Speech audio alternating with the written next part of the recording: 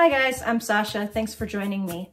As you can see, we are in the middle of a kitchen remodel, but I wanted to do a video just on the cabinet portion of the remodel. So these are some of our finished cabinets. It's paint with stain over it, similar to a glaze. So it is rather time intensive, but if you want to see how I got this result, stick around and I'll show you step by step. Of course, we begin by removing the hardware. And we had some anchors here that stuck up higher than the wood, and it would have made a big mess of my sandpaper. So I decided to get them with this little flexible DeWalt saw and just cut them so that they were flush.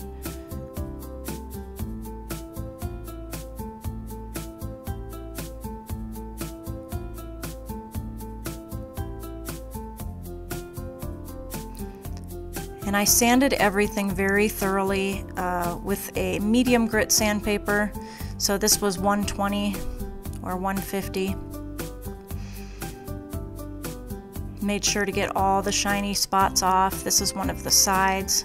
So that part is not real wood, that's a veneer. But it's alright, since it's going to be painted, you just have to get all the shiny spots off. And of course all the detail areas had to be done by hand.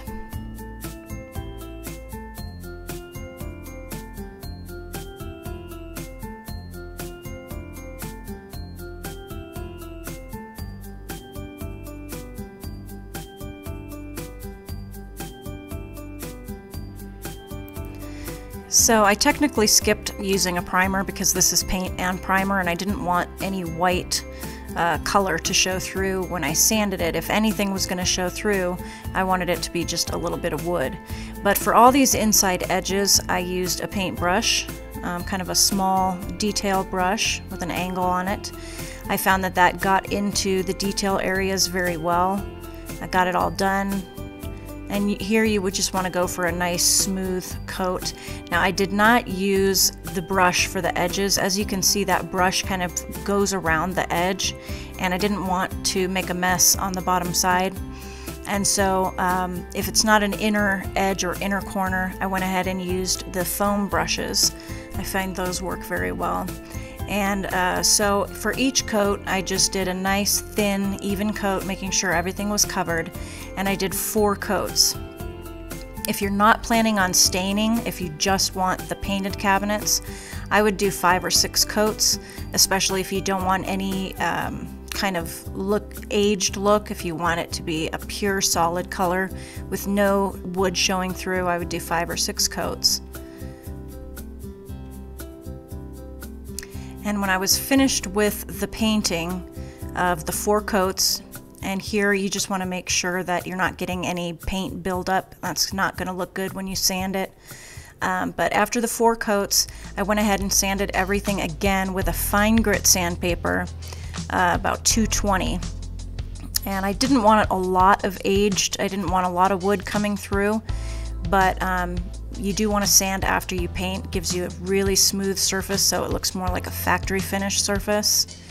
And along the bottom of the cabinets, I just did this front edge and then not the back 3 edges, because I looked at cabinets and that's the way the manufacturer does it, so I did it that way.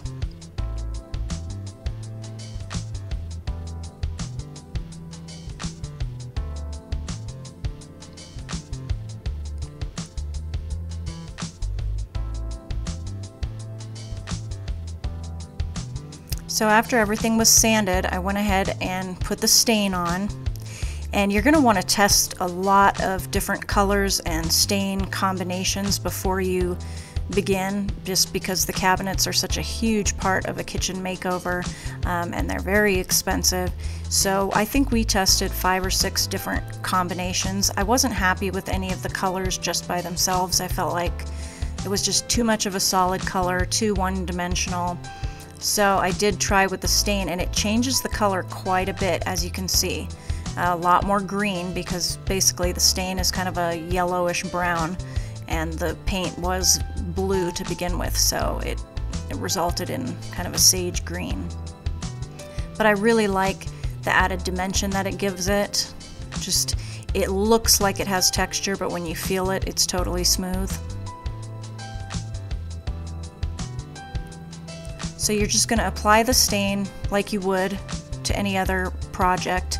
Wipe it off as well as you can, and you want to let that stain dry at least 24 hours without touching it at all, because you will leave fingerprints on it if it's not completely dry yet, and you'll smudge it, and yeah, you'll pretty much have ruined that one. So you don't want to touch it at all. After you wipe off your stain, you want to let it sit at least 24 hours with no one touching it before you put your clear finish coat on.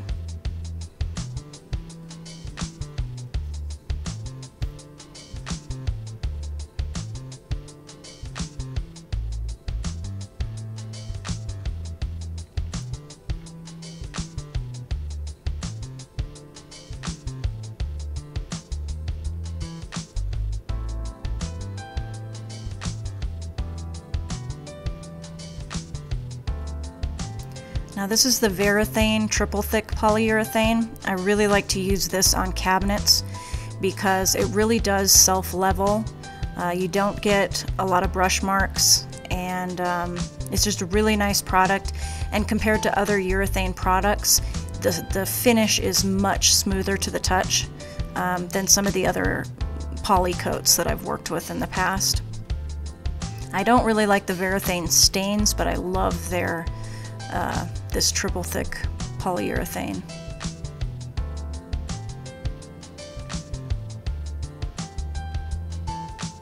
And again, I just used the brush for all the inner corners and the foam brush for the flat surfaces and the outer edges.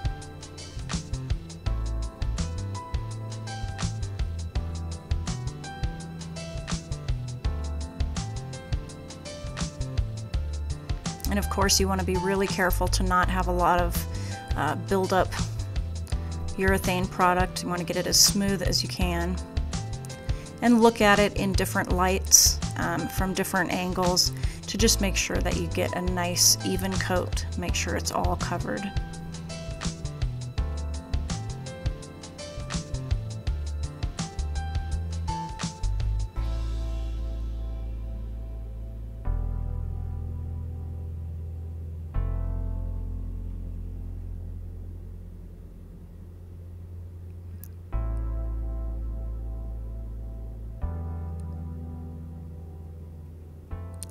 And here's the finished product, the ones that we got installed at least. And you can see it kind of has that little bit of the old world feel to it, but also very clean. Thanks for joining me, and I'll see you next time.